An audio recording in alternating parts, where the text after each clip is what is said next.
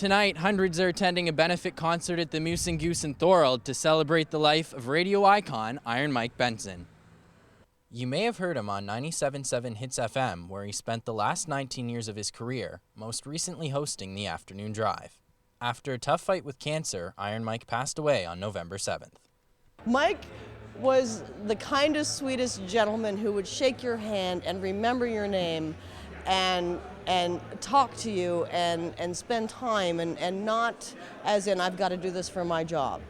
Mike would do that because he cared. Mike would he loved motorcycles. He would go down to Port Dover and he knew all of their names because he'd been doing it so long. He would know of their families. He would see you in a bar and remember, oh, last time we talked, your cousin got married. How did it go? He was just he was a rock and roll politician, and it was his job to remember everybody he ever talked to. We are 97.7 Hits FM. At the same time the Hits FM team took to the stage, Iron Mike's widow Amy spread his ashes in Florida. Proceeds from tonight will help her with the cost of his cancer treatment.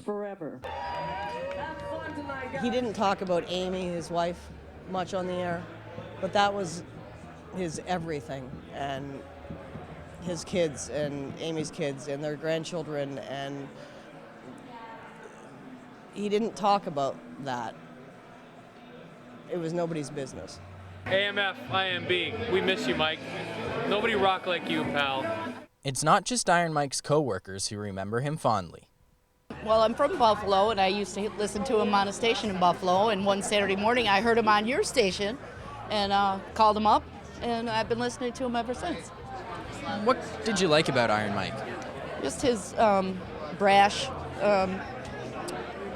loudmouth, and pretty funny guy. What brings you out here tonight?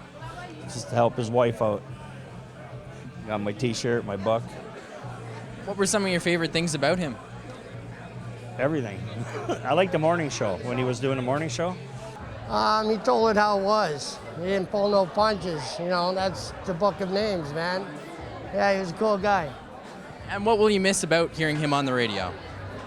I don't know, that's a tough question. I think everything. Yeah, you listen to him like I listened to him for probably 15 years. I'll miss absolutely everything, What do you think that you'll miss most about him? Oh, God. Where do you start? I know. You know what? He's a great guy in the right place with a big heart, and everybody's going to miss him. I'm just going to miss him. All right, thank you very much. Iron Mike was in good spirits when we spoke to him at the Rankin Cancer Run last May. I'm in the middle of my treatment right now, maybe halfway to the end, and to get this support is really touching to me, and it means a lot in my heart and for my family, so it's an amazing thing. Tonight's performers included Coney Hatch, Four Young Things, and the Trues. This is the type of environment that he would thrive in. Benson was great at connecting with people. The one thing I learned from Benson in all those years is that when you meet somebody, he seems to spend a little bit of time with every person, look them right in the eyes, and listen to their stories and all the rest. And after people had met him, they were a little bit better because of it. He shared a joke with them. And, he was just one of those guys. He was a real people person. And it didn't matter whether it was a telephone call into the radio station or it was at a nightclub like this or something like that. He loved people. And people loved him as well, too. Tonight celebrated the rare connection Iron Mike had with his listeners, showing that this is not just the loss of an announcer, but the loss of a friend. In Thorold, reporting for The Source, I'm Brendan Sylvia.